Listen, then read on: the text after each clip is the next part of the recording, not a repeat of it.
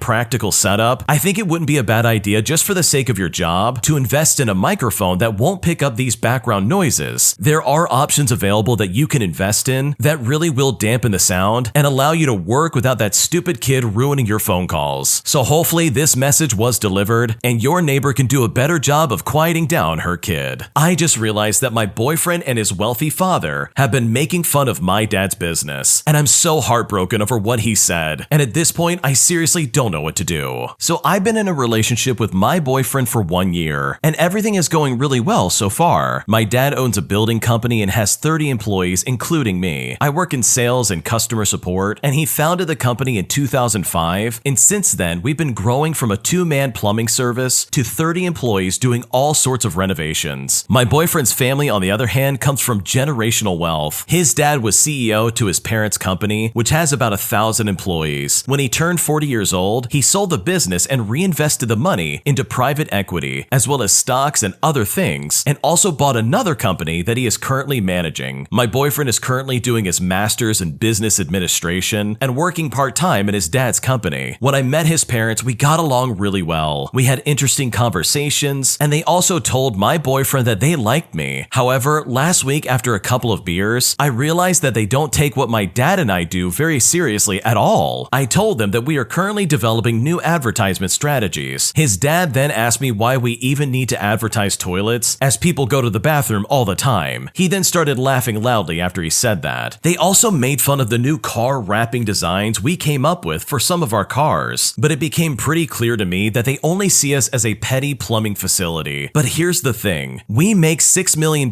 in sales volume every single year. We're not huge, but guess what? We're also not a small company. Generally, I realize that they are completely detached from the struggles of normal people, talking about lazy employees and how everyone has no drive to work anymore. His dad grew up rich, so I just think it is a bit weird to talk like that in his position. Should I confront my boyfriend? When we were alone, he never gave me that impression, but I am pretty hurt by what the both of them did together, and at this point, I seriously don't know what to do. Honestly, the way they acted is so unbelievably toxic. Seriously, you saw true colors come out that day, and now you know exactly how they feel about you and your dad's business. They think of it as a joke, and it's clearly below them in some kind of way. And I honestly can't stand people who act like this, by the way. People who grew up really rich and have no idea of what it's like to struggle on a daily basis. The kind of people who, just like the original poster described, are so detached from reality that they wouldn't know hard work if it was staring them in the face. And that's seriously unfortunate. it. I mean, this is your boyfriend we're talking about. This is someone I'm willing to assume you want to have some kind of future with even marriage being a possibility in the future. So finding out exactly how he and your father feels about your company is incredibly unfair and so hurtful. So if I was in your shoes, I would really make it a point to have some kind of conversation. And I wouldn't even bother bringing up his father, because there's honestly not much you can do about that. But in contrast, you absolutely can say something to your boyfriend. And I know if I was in your shoes, there's no way I would avoid that conversation. What he said was incredibly disrespectful. You and your father work incredibly hard on that business, and for him to just basically stomp all over it just because he grew up wealthy is so unacceptable. And this doesn't have to be some big confrontation or anything like that. It can literally just be a conversation. You could say something like, hey, this was really unfair and really hurtful, and this really broke my heart that you said that about me and my father, and then just see where it goes from there. Because I would really want to have this addressed and figured out well before I even tried to move forward with them in a relationship. So hopefully this all works out and he can see where you're coming from. Because based on what you described, his behavior is absolutely disgusting, and he 100% needs to apologize to you for the things he said about your business. An entitled Karen goes into a rampage in the Target parking lot after I called her out for not putting her shopping cart away, and I've never seen a crazier person act more insane in my life. Here's what happened. So this happened a few months ago. I was coming out of Target mid-morning on a weekday. I noticed two adult women standing by the passenger side of their vehicle, which is a large SUV. The SUV was parked in the very first spot in the row, but the row was off to the side of the entrance. There were 2 spaces between their vehicle and mine. The cart return was 2 spaces over to the right of my vehicle, on the other side of my vehicle from the SUV. One of the women, the younger one, was putting a toddler in a car seat, with the older lady standing there talking to the younger one. And these are the entitled Karens of this story. As I'm walking up to my vehicle, I notice the older one push their cart to the middle of the parking spot next to her and then try to leave it. Now, I have to admit, not putting your cart away is a pet peeve of mine. It is one of these small, low-stakes things that I think will show someone's true character. Even still, I didn't say anything for a minute because I thought she might still put it away, but she still didn't, and it quickly became clear that they were about to leave as they were getting in the car and putting on their seatbelts. So I decided to play my part and say something to the Karen. I rolled my window down to get her attention, and I said to her, "Hi there, you forgot to put your cart away." And I said this in a friendly voice because I was trying to give her an out so she could be like, "Oh, I forgot," or something like that if she wanted. But that's not what she said at all, because what happened next honestly blew my mind. She said to me, "If it's so important to you, why don't you just do it yourself?" I said to her, "Okay, well, if you're not gonna do it, then I will." I then turned my car off and started getting out to do just that. So I get out and I get the cart, and that's when they called me a Karen. I said to them, "Sure, you leave your stuff out for other people to deal with, all because you can't be bothered, but yeah, I'm the Karen." As I say this, I'm pushing the cart out from between our cars to literally take it over to the cart corral thing on the other side of my vehicle. As I come out from between the vehicles, the employee collecting the carts comes by and takes it from me on his way to the corral. I turn and walk back, and at this point, all of a sudden, the older Karen starts screaming at me, "My husband got carjacked a month ago, you absolute jerk." Now, I gotta be honest here. It was kind of crazy how she went from just talking garbage to me to suddenly being red-faced and screaming like that in just an instant. So I told her that literally had nothing to do with returning a cart. Then they both started yelling that I don't have anything better to do than to hang out in parking lots and yell at people. And honestly, this made me laugh, because literally, weren't we all in a parking lot? As I'm laughing, I said to them, "Give me a break, I'm here shopping just like you were." At this point, I start walking back to get into my vehicle, and their last shot at me was to scream, "Why don't you go save a kitten since you're so great?" I then told them, well, I guess I'd have to, since we clearly know that you wouldn't be bothered. But as they were driving away, I got in one last remark. I said to them, "Sorry you got caught for being an awful person." They then flipped me off and drove away. And I've honestly never been more confused by an interaction with a Karen in my life. Yeah, those Karens seriously had some problems. Like, I am right there with the original poster. There's very little excuse that anyone couldn't put their cart away. Like, seriously, it is not that hard to do. Just take it and put it back. It doesn't take that much, and honestly, it really is low effort. But when it comes to calling out these Karens for not putting it back, you are way braver than I am. I would have just judged them silently instead of confronting them and saying, "Hey, you gotta put your cart back, right?" I am definitely not that brave, and there's no way I would be caught doing that. So honestly, good for you for having the guts to try and say something, because I know if I was in that situation, I definitely would have kept my mouth shut and just kept walking. If you like Am I the Jerk, you're probably probably going to love Am I the Genius? Check it out, link down below in the description. Also, go to AmITheJerk.com/submit if you would like to submit your own stories. An entitled Karen tries to pick a fight at the store I work at, all because she was not charged the proper amount for the laptop that she wanted. And I'm honestly so blown away by her entitlement. Here's what happened. So I work at a store that sells electronics and stationery, and as today was the start of the new flyer, I spent most of the day running around trying to make sure that the prices of our products reflected the changeover properly. And that's basically what I was doing throughout the course of what happened. And also, because it does come up later, I am a key holder. While I was scanning signs in another aisle, I heard a page through the headset radios that a woman needed help buying a laptop, which is where our tech guy comes into the story. Now, the first real indication that Karen was going to be a problem happened right after she told him that she was looking for a laptop and wasn't sure which one would suit her needs. And when he tried to guide her to a specific laptop that he had in mind and she refused, she said the following: "How about you start walking and I'll follow you? You do not get to tell me where I'm supposed to go." Eventually, he took her to a section of the store where we had Chromebook laptops on display. I wasn't paying that much attention to what was being said after that. That is, until she asked a very bizarre question. She said to the tech guy, "Okay, so this laptop is $250. Do you think I would be able to live off of $250 for the rest of the month?" Now, keep in mind, this is the 11th of October, so we're only just getting into the middle of the month. The tech guy said, I don't know. Then the entitled Karen fired back. She said, "Why not? How could you not know?" So the tech guy explained, "Well, because I don't know you well enough to make that kind of assumption." But the Karen keeps going on with her weird line of questioning. She says, "Well, I can tell just by looking at you that you would not be able to live off of $250 in a single month. So do you think that I would?" Now, at this point, the tech guy just refused to answer the question. And after a little bit more of back and forth, the subject changes finally. I just continue working, trying to mind my own business, but I still managed to catch something that kind of made me stop in my tracks. I'm not sure what the context of the comment was, and even after asking him, I still don't really get what was happening, but she said something about him being a slave or something like that, which really made me start listening again, but I don't know how it connected with what she said next. She then goes on this really weird tirade. She says, "So God made 4 seasons, but we split those seasons into 12. Do you know why? Just to hurt him. That's why." And then she started attacking a very specific religious group for literally no reason. Now, at this point, with this amount of crazy going on, to his credit, the tech guy just refused to engage or to even give an opinion on what she was saying. We did exchange a look between each other when the Karen wasn't looking, and I could tell just by that alone that he was trying so very hard to keep it together. He had only been working at the store for about 3 months now, and while we don't normally chat very often, I knew he was a very chill guy. After a few minutes of this, the entitled Karen, I guess, gave up because she just kind of sighed in a dismissive tone. The Karen then says, "So I think I've decided to get this laptop, so go ahead and get it for me." At this point, I kind of wanted to know what this woman's deal was. In particular, the part where she called him a slave for some reason. So when he went up to page for a manager, I piped up that I was available and took him to our lockup area to pick up the laptop that she wanted to buy. I then said to the tech guy, "Dude, what is up with that woman? Did she really just call you a slave?" But the tech guy said, "No, not really. But I don't think I actually understood anything of what she was saying. She just kept jumping topics. But I think I'm going to take the laptop to one of the cash registers and get one of the cashiers to cash her out." So as he was leaving the lockup area, I, deciding to be helpful, called the cashier over the radio to let her know exactly what was going on and that the laptop should be reaching her very shortly. But after a minute, she paged me back and said, "I do not think that's happening." Now, when I went back to the floor to investigate, I saw him with his back to me and the lady grilling into him with a laptop in between the both of them. I guess she just didn't appreciate him telling her to go meet the cashier at the register. Figuring that this guy might need saving, I tried to page for another coworker to take over for him, and I was specifically looking for a manager, just so the tech guy could escape from the situation. And it's right about then that the store manager came over the speaker. Apparently, this entitled Karen had been here before in the store, though it must have been either when I was off shift or on break, because this was the first time I'd ever even heard of her before. The store manager says, "Don't bother. She's not all there, and she won't talk to anyone wearing a mask." Now, for full disclosure, ever since the 2020 virus, I've been masking up because even though most people don't view it as that big of an issue anymore, I refuse to take any chances. And there are also a few people who work with me who also agree with me. Unfortunately, the supervisor, who was also working in the electronics section, is of the same mindset, so neither he nor I could jump in to assist, at least not without making making things a lot worse. But I guess she didn't like the way he was cashing her out, because the next time I saw her, about 5 minutes later, the store manager was cashing her out on another register, with the tech guy safely getting away from her. When I talked to him at this point, he was fairly convinced that the stuff she had been saying was just an attempt to try and rile him up, or to at least give her an excuse to kick off about whatever he would have said in response to her questions. But he didn't play her game in the slightest. He did end up asking me if there was some kind of rule that let us refuse service to specific customers, especially ones with Karen's disposition. But as we were chatting, the entitled Karen gets animated with our store manager, blatantly accusing them of improperly counting the bills. And then she found an issue with the price the cash register was showing for her purchase, saying something about it not being right, and this was in response to some theory that she had been talking to the store manager about. At one point, while the entitled Karen was rifling through her bag for something, the store manager kind of wandered over to where me and the tech guy were standing. The store manager then said, "Honestly, I'm ready to process a refund and tell her that she can't come back." I looked at the store manager and I said, "Hey, it's your call, but if you do, I'm behind you 100%. The store manager then said, "She's saying that the registers are wrong and that we're not charging her enough for the laptop. Even after I pulled out a calculator and showed her the math, she says I'm too dependent on the computers to tell that she's right. I mean, you can't tell this woman that she's wrong. She just doesn't get it." After that, the store manager went back to the entitled Karen, who continued to have a problem with the price that she had paid. Finally, she held out a roll of coins that turned out to be nickels and a couple other coins before showing them one by one to the store manager, who says that we won't accept them through. The entitled Karen then leaves in a huff, telling us to give the coins to the Bank of Canada instead. The store manager then put them into a plastic bag and then sent a general message out to all the staff, instructing everyone to only refund what's on the receipt, and especially not what this entitled Karen was claiming she was owed. Now, apparently, this Karen also had a habit of buying from us and then returning the item sometime later within the return window. And after this was explained, the store manager went out for a smoke break. Now, I don't know if my store manager is planning to ban the Karen, and honestly, I hope that they do. If this isn't the first time she's pulled this stuff, then definitely it won't be the last. But from the way that they explained it to me later, they fully expect her to at least attempt to return the laptop. And honestly, I just hope that I'm not here for work when that eventually happens. Yeah, that lady was clearly looking for a fight. Like, she was just straight up talking about nonsense for like 90% of the time. It also really seemed like she was trying to bait out some kind of confrontation or something like that in some kind of way. And that, in my opinion, is super sketchy and really not okay. Like, why would you go to an electronics store and then try to pick a fight with like an hourly worker? These people do not get paid enough to deal with your level of crazy. So truly, for the sake of everybody in this story, hopefully this lady never comes back, because she sounds incredibly crazy, and honestly, I don't think I would ever want to deal with that. My entitled father has treated me awfully my entire life, and now that I'm finally out of his house and I've moved out on my own, I have honestly never been happier. Here's what happened. I'm 20 years old, and I've only ever had my father as a solid parental figure in my life, or as solid as you could possibly get it throughout my childhood. My dad and my mother, who I've never met before, separated when I was too young to remember her, and apparently officially divorced in 2012. She has had zero contact with me, and my dad has not told me anything about her at all. Even if I asked when I was younger, my dad, along with the help of my paternal grandparents, raised me entirely. Throughout my entire life, he was always up and down. When I was a young child, he didn't treat me poorly from what I can remember, but he left to work abroad for over a year without me, and also uprooted my whole life several times because of anything that was happening for him personally. It ranged from moving me from my hometown so that we could live with his girlfriend who I'd never met before, all the way to fully moving me from one country to another, no matter how much I protested and cried, all because he knew what was best for me, while also stating that he was getting a promotion. And this went on for years. Many women entered and left my life, and I've lived in many apartments, none of which I've ever gotten used to enough to even call my home. Back then, it felt like a regular thing, but looking back now, it caused me so much stress and emotional imbalance from how turbulent it was. In the last couple of years, he expanded his poor treatment of me into other areas of our lives. Him getting mad at me for missing several phone calls turned into him insulting me and calling me names over not responding to his messages immediately. It also went from him being rarely frustrated straight into him always being angry about the smallest mistakes or actions that I would make. If I folded a towel wrong, he would then be angry at me for 15 minutes. If I didn't wash the dishes, I would then be hit with a series of insults towards me and my character. Also, if I was 15 minutes late coming home, it meant that I would have to deal with the silent treatment for hours. And even in the meantime, he would lovebomb me when he could, manipulating me into thinking his bad side wasn't actually that bad because he was otherwise a good parent, and I'm honestly embarrassed to say that it really worked. Jump to present day, and I'm currently sitting on the floor at my girlfriend's house, overthinking my plan for tomorrow. Me, my girlfriend, and her sister will be going to my house, packing up a suitcase or two of things that I cannot part with, and I'm going to be moving in with her, parting ways with my dad for good. That has been the idea since about 2 days ago, and it solidified about an hour ago. He spam called me, and when I didn't pick up, he called me a useless, embarrassing creature, amongst other equally hurtful things. For context, the reason he got angry and called me was because I didn't respond to his message. It's time his actions got consequences, and his arrogant self is about to lose the only child he's ever had. Fast forward a couple of months, and things are difficult to say the least. I am a million times better off in this house where everyone accepts me for who I am as a person, including my ADHD and autism, and where I can set my own boundaries. I would be lying though if I said I don't miss anything about my life before moving. Here are some of the things that have been especially difficult for me to try and adapt to. For starters, I have financially dropped many classes for a lack of a better word. My father was well off because of his work, and he didn't give me much of his wealth as he expected me to earn my own money. But I was living a comfortable life where making certain payments, buying food, or treating myself was never a matter of worry. Now that I live away and without his financial help, in a household of 6 other people where I need to contribute my own money, I find myself counting pennies. Don't get me wrong, I expected this and how hard it was going to be, but I have the right to struggle with accepting and adapting to it. Secondly, this house is very loud and I never have any alone time. As someone who's autistic and has ADHD, having quiet time and some alone time with my own thoughts or to simply rest is really important, especially when processing heavy issues in my life, especially considering the entire endeavor that I've endured. Although my old house had 4 people in it, namely myself, my father, his wife, and her daughter, almost no one in that house was ever home due to work or a social life. But in this house of 6 people, somebody is always at home. In the last 2 months, there have only been 2 instances in which I've been left in the house by myself, and it was only for a few hours. Now, I have no issue with this, truly, and I most often appreciate the company. The only issue arises when I'm feeling mentally poor and I'm having a bad day and I just need the silence and emptiness to try and process things. But because of the noise and all the people, I can't do that. Even then, I obviously don't bring it up as it really is just a personal thing, but if I feel I really need the space, I just take a long walk outside. Also, my girlfriend's little brother is kind of a problem. I love him dearly, he is a sweetheart, but he's heavily on the autistic spectrum, much more than I have to deal with. He's nonverbal, he has no boundaries, and always causes a lot of ruckus around the house, either with his phone or just by being super hyper. Again, 99% of the time, I have no issue with him at all. He's kind and often gentle, and he's actually improving on his communication skills quite quickly, and this has really been a recent development. He's just difficult to deal with sometimes if everyone in the house is stressed out, or even if they're tired, or when he's just being way too loud and causing too much noise. He has a lot of sensory needs and needs a lot of special treatment, as well as a very specific schedule to function and avoid any kind of meltdowns. It's not that big of a disruption to my life at all. It's just a factor to adapt to a little suddenly that I'm kind of struggling with. Also, when it comes to leaving my job and relying on people, as I mentioned before, having autism and ADHD makes this whole change very difficult. And unfortunately, I did have to quit my decently paying job for the sake of my mental health. I was only working part-time, but the line of work which I was in is extremely emotionally and mentally exhausting, and it's really time-consuming. Plus, it was making the transition of my life absolutely more difficult to cope with, so I decided to leave. This means that even though I've had the luck to save up some money to buy food and other essentials for myself as need be, I've had to rely on either my girlfriend or my 2 best friends quite a bit. Being someone who through their entire life has helped other people financially because I've been stable, I have found it really hard to ask for help when I need it, not even to mention accepting it when it's been given to me. It comes with a lot of guilt and a feeling as though I've become a burden to the household, even though while I was working, I was contributing about 1/3 of my paycheck to rent, bills, food, and basically whatever we needed. I'm currently looking for work semi-actively right now, but I've been encouraged so far by the people close in my life to take it easy and take as much time off as I need, just so I can get my footing so that I don't end up burning out. Also, as I mentioned before, I dropped out of university. One of the biggest issues I had at home was that I was forced to continue my academics after high school. Now, I have always believe that university is good if you have a path you wish to follow and you are very sure about it. But for those of us who don't really know what they want to do with their life, university just became a stress factor where you aren't fighting for your own education, but rather for the satisfaction of someone else. Whether you're pleasing your parents, which is something I tried to do, or if you're pleasing society or just someone else in general. It's one of those things that will eventually burn you out and make you lose sense of what you actually wish to do. And one of the first things I did when I left was to drop out of university. I am happy I'm no longer forced to learn things I hate and adapt to a pressuring routine on top of trying to work for a living. But hearing all my friends go to university and some of the judgment from them has honestly made me doubt my choice. The transition itself from suddenly not having anything to learn has been a very difficult thing to start adjusting to. But also, finally, I really do miss my dad. And no, I don't mean the entitled piece of garbage that I ran away from, who absolutely treated me awfully for years and destroyed my self-esteem, my dreams, and my sense of self. I miss the man who, when I was little, would bring me back gifts after every long-distance work trip and hug me for hours because I missed him. I miss the man who would take me to my favorite restaurant just so I could have my favorite meal, especially if I came back from school upset. I miss the person who would then let me stay up a little later, watching my comfort movie with him. I miss the man who took on several holiday trips when he could and let me explore the world as much as I could, even while I was very young. Someone who would tell me that they were proud of me when I won an art competition or something like that, or if I got a good result on a test of some kind. I miss the man who would make funny faces every time I filmed him for anything because he knew that I found it funny. I just miss my dad, and it's hurting and difficult to forget that the reason I left was because that man no longer existed, and he hadn't existed for a very long time. Now, with all of that being said though, I'm happy that I left when I did. My life was getting to a point where my entire existence was controlled by my dad and his moods. How my day ended depended on when I got home, as well as if he would say welcome back or where in the heck have you been. It would honestly be one or the other. I couldn't dress and be myself because he always had an issue with me being LGBTQ. He would never call me by my preferred name just to demean my existence. His treatment of me depended a lot on my grades in school and in university, and not my personality, my treatment of other people, my way of expression, as well as other things that he really should have been paying attention to. Every little mistake I made was being blown out of proportion. I was simply unhappy. I was very clearly being mistreated, but here I am myself. I'm treated right. I'm greeted with a smile and a hug when I am home. I'm asked about my day and what I'm doing. No one cares that I am no longer in university, and I always get asked if my recent hobby project went well and if I was happy with it. People here are proud of me. They respect me and my boundaries. And honestly, I find myself in a much better place after finally leaving my dad. Wow, what a story. Seriously, it sounds like you've been through a lot of stuff in your life. You had a dad who treated you awful all of a sudden, and it seems like he changed overnight. This loving and caring father kind of turned into a monster, and that's not fair at all. Hopefully all this works out for you and you're able to find some kind of stability in your life, because based on what you described, it really seems like you're happier in the house you live in. And hopefully things flourish for you and you're able to find some kind of peace. When you subscribe, make sure to hit the bell to turn on notifications. To finish listening to all the stories, check out the playlist at the top of the description. And if you want some chill music to put on in the background, check out easymode.com. If you like Am I the Jerk, subscribe to Am I the Genius. Everything will be linked down below in the description.